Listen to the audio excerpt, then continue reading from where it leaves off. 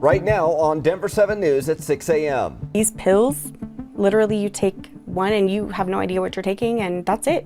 You don't get a second chance. Colorado's fentanyl crisis causes heartache for more families. I'm Denver 7's Colette Bordelon. Today, authorities will announce the progress they've made in getting this dangerous drug off our streets. Plus, Colorado parents in a pinch to find baby formula are now getting some help from the state, the new resource available for those in need.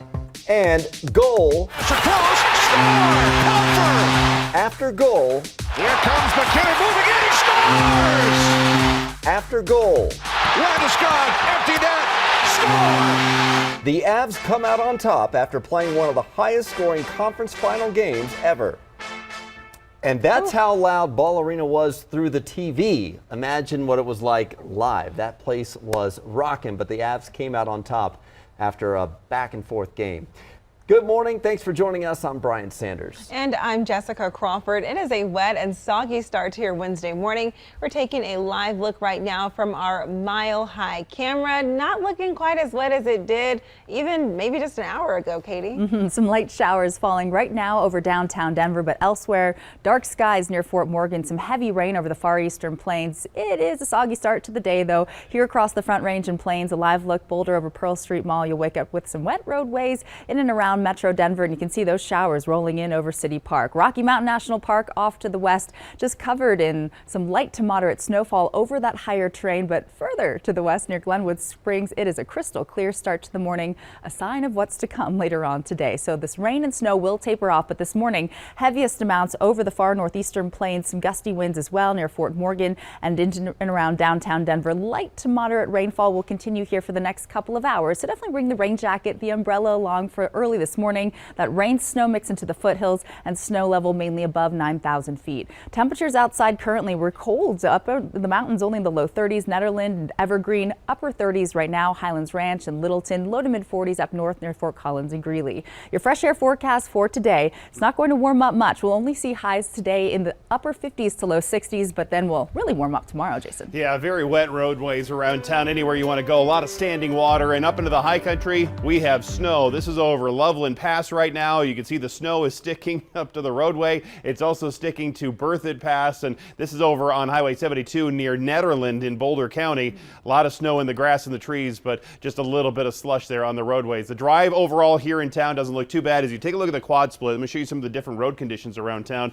128th I-25. This is over on 225 over by Alameda. You can see the drive on 6th Avenue and the drive that we have over on I-270 over by Quebec. So very wet roadways anywhere you want to go, with speeds down right now, so that brings the drive times up as we're looking at a lot of standing water in a lot of these areas. I-76 is getting hit pretty hard by some rain right now, as is the eastern side of Metro Denver, so just keep those speeds down and don't be surprised if you hit some standing water here this morning.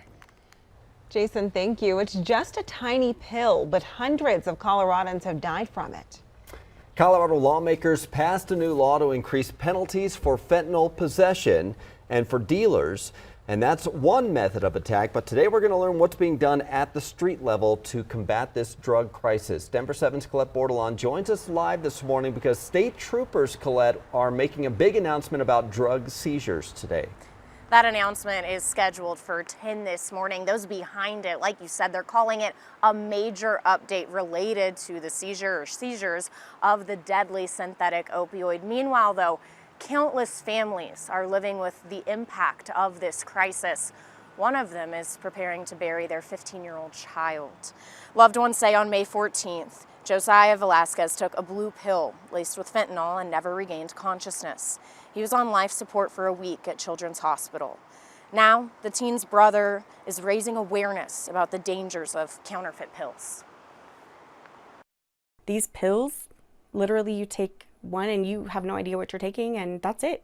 You don't get a second chance. I feel like he tried doing this to fit in, and that's one thing like I want to get across to other people is don't feel that you have to try something just to fit in, because at the end of the day you are who you are, and he was a very good person.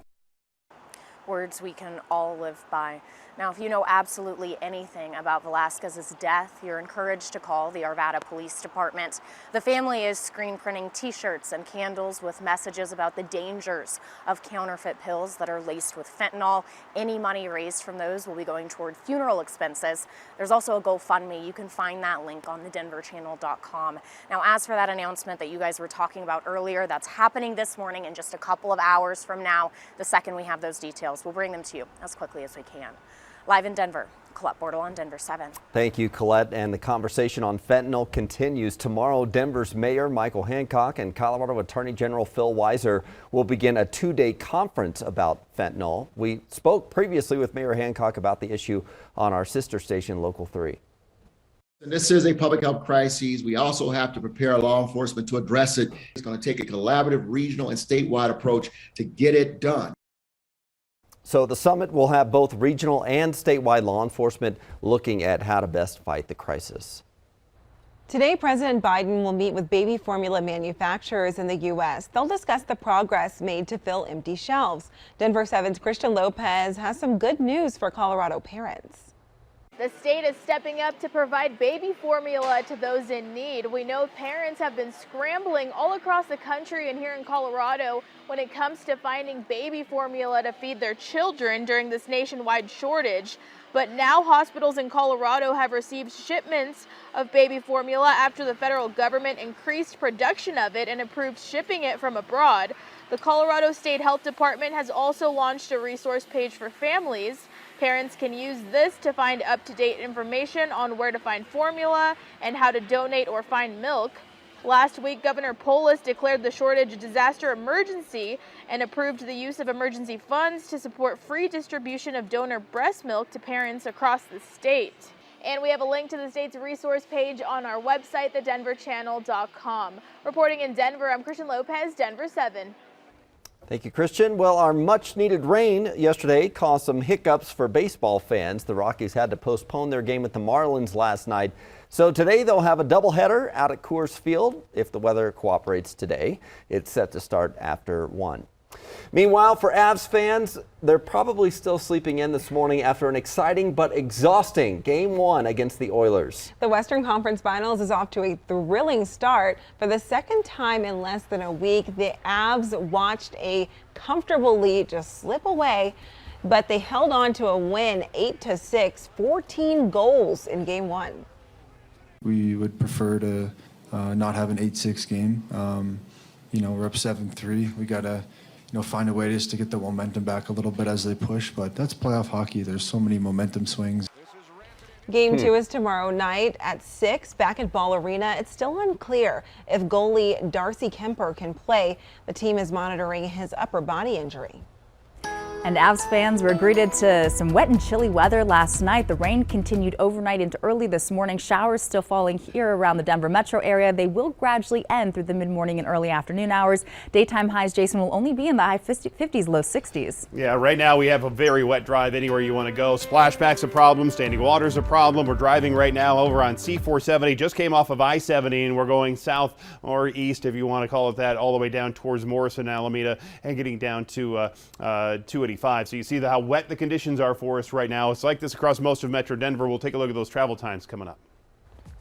Coming up, why Zillow is ranking 2 metro neighborhoods among the most popular in the entire country right now. Plus, I'm John Matarese. Is Home Depot really having a big clearance sale, or could it all be a scam? A warning before you shop online. Coming up.